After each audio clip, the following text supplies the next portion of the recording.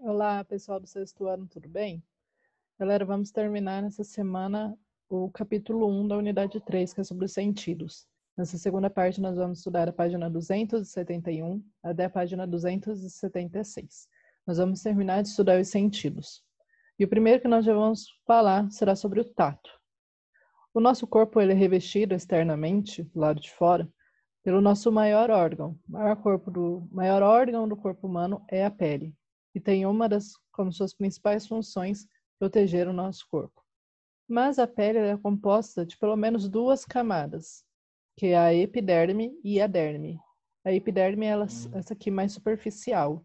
Temos a derme, que ela é em extensão a maior, né? Que ela já é rica aqui em vasos sanguíneos. Nós vamos falar algumas características. Como eu já comecei a falar um pouquinho, a epiderme, essa aqui, ela não possui veias e nem nervos, e vai ter como principal função a proteção do nosso corpo contra o atrito e também a entrada de micro-organismos. Dentro da parte do sistema imunológico, nós também falamos que a pele, ela compõe nossa função de barreira, de proteção, porque ela ali é proteção mecânica contra os agentes externos. Então, por isso que a epiderme já entra também como proteção. Já a derme, essa aqui, tem como uma grande quantidade de nervos e de vasos. Suas principais funções, além da proteção, são o controle da temperatura corporal e também a eliminação de substâncias tóxicas ao organismo, por meio do suor secretado através das glândulas sudoríparas. Então, aqui nós encontramos as glândulas. E elas estão inseridas justamente na derme, que é extremamente vascularizada, ou seja, cheia de vasos sanguíneos, capilares. E no tato, são captados 3 tipos de sensibilidade, que é a sensibilidade mecânica, térmica e aquela dolorosa. E os estímulos eles são percebidos por diferentes receptores táteis que estão espalhados por toda a nossa pele. Tem os mecanorreceptores, que são receptores mecânicos. É aquele onde você consegue sentir uma pressão, uma vibração. Às vezes você vai em um local que a música está extremamente alta, você consegue sentir a vibração. Então, são os mecanorreceptores os responsáveis. Tem também os termorreceptores, que são os receptores térmicos. Por exemplo, hoje está bem frio, vocês podem ver, eu estou até de casaco, um cachecol aqui. Então, são termorreceptores, a mão está gelada, você sente isso. Receptores térmicos. E os nociceptores, que são os receptores da dor. Então, aqui, essa imagem tem também no livro de vocês, ele vai mostrar alguns receptores e quais são suas funções. Depois, na nossa aula online, nós vamos conversar um pouquinho melhor sobre eles. Sobre a olfação, é o sentido que permite aos animais receber informações sobre o ambiente por meio de substâncias químicas. Comparado com os outros vertebrados, os humanos eles não possuem uma capacidade olfativa muito elevada, não é muito boa. Isso acontece porque, diferente dos outros seres humanos, né? Diferentemente dos seres humanos, aliás, para os demais vertebrados, o olfato ele é extremamente importante para a sua sobrevivência, seja para localizar alimentos ou para perceber a presença de predadores. Os outros animais, extremamente utilizaram esse sentido, mas para nós não. Então, por isso que neles é muito mais desenvolvido. Um exemplo seria os cães farejadores, que têm um olfato extremamente superior ao nosso. Aqui ele fala, os humanos têm em torno de 20 milhões de receptores olfatórios. Já o cão, pastor alemão, por exemplo, tem cerca de 2 bilhões. E por conta da sua capacidade olfativa, ele pode auxiliar a polícia a encontrar pessoas desaparecidas ou a rastrear drogas. E para muitos animais, os odores vão ter um papel importante na marcação do território e também nos rituais de acasalamento. Para eles, a função é 1000 vezes superior à nossa. E no ser humano, essas células sensoriais olfativas estão localizadas na mucosa nasal, que é essa cavidade interna do nariz. Tá? Essa imagem está aqui, às vezes você fica mais... Tá meio estranho, professora. Mas quando eu falo mucosa nasal, é essa cavidade interna do nosso nariz, ok? Então, no ser humano, essas células sensoriais olfativas estão localizadas na mucosa nasal, a qual reveste a parte superior das fossas nasais. E é na mucosa nasal que estão as terminações do nervo olfativo. ou seja, aquelas células sensoriais quimiorreceptoras, tá? Então, essa imagem aqui traz esse esquema da mucosa nasal, do bulbo olfatório que nós vamos falar, tá bom? Aqui, ó. A capacidade olfativa ele decorre de reações químicas entre as partículas odoríferas e também quimiorreceptores da olfação. E estes vão captar moléculas de odor que se espalham pelo ar e vão levar a informação até o sistema nervoso, onde a sensação de cheiro ela vai ser produzida e os diferentes odores são interpretados. Lembra? Tudo conectado com o sistema nervoso. As células olfativas quimiorreceptoras são capazes de detectar quase 10.000 odores e podem nos alertar contra o perigo, como vazamento de gás, ou reforçar a gustação, estimulando o apetite e a liberação de secreções digestivas. Aquele momento na hora do almoço que você sente ali, quando está fritando um alho, uma cebola, daí você começa a ficar com fome. Você nem está com tanta fome, mas você começou a só sentir o odor, aquele cheirinho gostoso, daí já começa a ter fome. E além disso, ao circular pela cavidade nasal, o ar ele é purificado, umedecido e aquecido, graças àqueles pelinhos que ficam no nosso nariz e o muco também. Então, por isso que o correto é você respirar pelo nariz, não pela boca. Por mais que seja possível respirar pela boca, não é correto, porque pelo nariz o ar ele já vai ser purificado, umedecido e aquecido, chegando em toda a parte aqui do nosso sistema respiratório, bem melhor do que se fosse comparado com a respiração apenas pela boca, ok? Então aqui eu trouxe um esqueminha de como funciona o olfato. Então essas moléculas aqui de cheiro, elas se desprendem dessa flor e vão penetrar no nariz. E essas moléculas aderem às ramificações dos neurônios olfativos que forram o fundo da cavidade nasal. E cada neurônio manda uma projeção lá para o bulbo olfativo. Até chegou aqui na parte do sistema nervoso central, vai ser interpretado, aí você fala, esse é o cheiro de rosas, dessa forma. Sobre gustação, também chamado de paladar. A língua, ele é um órgão muscular que participa da fala, da mastigação e também da deglutição, além de ser receptora da gustação, que é o paladar, permitindo o quê? A percepção dos diferentes sabores de alimentos. A gustação é captada por meio das papilas gustativas, são esses pontinhos que nós temos na língua. Só que cada papila, na verdade a língua inteira ela é revestida de papilas gustativas, mas em certas regiões elas possuem um nome especial. Então nós temos bem na pontinha da língua as papilas filiformes. Daí aqui nas laterais encontramos as papilas fungiformes. Tem aqui as papilas foliadas, as papilas circunvaladas. Prof, tem que lembrar todos os nomes? Não. Basta lembrar das papilas gustativas, certo? Que a gustação é captada por meio dessas estruturas. Estão localizadas na superfície da língua e são capazes de captar 5 tipos básicos de gosto: doce, azedo, amargo, salgado e umami. Já ouviram falar do umami? Esse é o 5º gosto. Eu trouxe aqui um slide especial sobre o umami, porque até hoje ele é muito discutido, muito falado, e muitos não conseguem compreender. Às vezes ele é até um pouquinho difícil de entender, mas eu trouxe aqui um esqueminha para ajudar vocês. Então, umami, ela é uma palavra de origem japonesa que significa delicioso e apetitoso. É o nome do 5º sabor básico descoberto pelo pesquisador japonês Ikeda, lá no ano de 1908. O sabor umami ele é composto por 3 principais substâncias, que está presente em diversos alimentos: glutamato, inosinato e o guanilato. Alimentos ricos ali em umami, exemplo, carnes, queijo, parmesão, tomate, frutos do mar e cogumelo. Esses são os alimentos ricos em umami. E ele é o que, então, professora? É responsável por aumentar essa palatabilidade, palavrinha, né? Que vai realçar o sabor do alimento. Você consegue sentir ele por completo, sem aumentar a ingestão de sal. E pesquisas estão sendo realizadas para analisar se esse 5º gosto também é responsável por aumentar essa a sensação de saciedade ao comer. Ok? E a gustação, voltando nesse slide, e a olfação eles funcionam de uma forma integrada.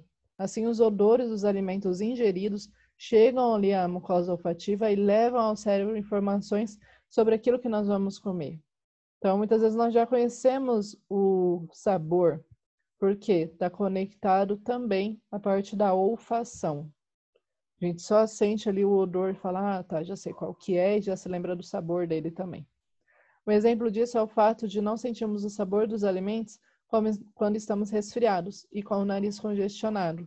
Isso ocorre porque parte daquela sensação do gosto que percebemos não está sendo mais enviada do sistema olfativo para o cérebro. As papilas gustativas, elas são formadas por um conjunto de células com quimiorreceptores ao centro, com as quais as partículas de alimento entram em contato. Um adulto, por exemplo, tem cerca de 10.000 papilas gustativas. Bastante, né? Todos os sabores são sensações resultantes de combinações entre os 5 sabores básicos e os odores liberados pelos alimentos, que eles são dissolvidos na saliva e entram em contato com as papilas gustativas existentes na língua. As células dessas papilas, elas vão gerar os impulsos nervosos que, quando for ali encaminhados ao cérebro, são interpretados e também são identificados. As papilas gustativas com função tátil identificam o quê? Aquela textura, o tamanho e a temperatura dos alimentos. Por isso que quando coloca um alimento muito quente, depois não fica estranho? Qualquer coisa que você coloca na boca fica uma sensação estranha, por conta dessa papila tátil, que ela também vai exercer essa função. E sem falar no tamanho, às vezes está comendo sushi, a gente sente algo diferente, a textura do alimento muda por conta das papilas gustativas, ok? Audição e equilíbrio. A audição é a capacidade de captar os estímulos sonoros. Os sons são ondas sonoras que resultam da vibração de componentes físicos do meio e podem ser produzidos por atritos entre quaisquer objetos, como pela vibração de cordas no violão e de colunas de ar na flauta, ou pela batida das palmas das mãos. As ondas sonoras, elas são produzidas quando as moléculas de ar entram em movimento e a sua energia ela é transmitida para outras moléculas mais próximas, causando a propagação dessas ondas. Na área da física, vocês vão estudar bastante sobre isso. Ao entrar na orelha, as ondas sonoras produzem sensações auditivas. A intensidade representa o volume do som. Sendo assim, quanto maior for a energia da vibração da fonte que emite a onda, mais intenso será o som. Ou seja, quanto mais alto estiver o som, maior vai ser a energia da vibração ali da fonte que está emitindo aquela onda. E comparada também com de outros animais, a audição humana ela não é muito eficaz. Morcegos e cães, por exemplo, ouvem sons que os seres humanos não conseguem captar. Por isso que, do nada, você começa a falar, ué, mas por que o meu cachorro está latindo? Ele ouviu alguma coisa que nem você percebeu. Às vezes, um movimento você não percebe, não tem como a gente escutar, mas o cachorro já percebeu. E o órgão capaz de captar as vibrações é a orelha, certo? Que é formada pela orelha externa, aqui, orelha externa. Tem a orelha média nessa região e temos a orelha interna, que está aqui. Sendo cada uma dessas partes ela é responsável por uma função muito específica. A orelha ela vai converter as ondas sonoras do ambiente em impulsos nervosos que são transmitidas para o sistema nervoso central. As células sensoriais responsáveis pela captação do estímulo sonoro são os mecanorreceptores, tá? Aqueles de vibração, que eu havia falado lá no início da aula. Sobre a orelha externa, ela é formada pelo pavilhão auricular, aqui, ó, que é essa orelha que a gente consegue pegar e tudo mais, se chama pavilhão auricular, e também pelo canal auditivo, onde coloca o cotonete para limpar de vez em quando. Vou ter falado do cotonete depois. Função da orelha externa: captar os sons e direcioná-los por meio do canal auditivo até o tímpano, aqui, que é uma membrana elástica e fina que separa o canal auditivo da orelha média. Ao atingir essa membrana, o som causa uma vibração, que é transferida para a orelha média. Tá difícil, professora? Além disso, a orelha externa apresenta pelos e glândulas produtoras de cerumen, que é a cera. Essa aqui às vezes fica acumulada. Mas ela tem ali sua função também. É uma substância que tem função de reter as impurezas que penetram na orelha. Ou seja, não precisa ficar tirando toda a cera possível. Claro, você também não pode acumular. Mas ela vai reter as impurezas que tentam penetrar na orelha. Ok? A orelha média, logo depois do tímpano aqui, ó, para vocês se localizarem nessa região. Também chamada de caixa timpânica. Ela é uma cavidade cheia de ar na qual se localizam 3 ossículos, ossos bem pequenininhos, que é o martelo, bigorna e o estribo. Martelo, bigorna e o estribo. Que pena. Depois eu vou, na nossa aula online, eu vou mostrar eles. Parte toda certinha. Que aqui ele não está diferenciado, mas depois eu vou mostrar para vocês. Esses ossículos... e também tem a tuba auditiva, tá? A gente não pode esquecer dela não, porque é extremamente importante. Aqui, ó, tuba auditiva. Esses ossículos, eles vão amplificar a vibração do tímpano e também vão transmitir para a orelha interna. Daí que eu tenho uma pergunta para vocês. Ao descer a serra em direção ao litoral ou subir para uma região de montanha, as pessoas geralmente apresentam uma sensação de surdez na orelha média, como se ela tivesse tampada. Causa até um certo desconforto.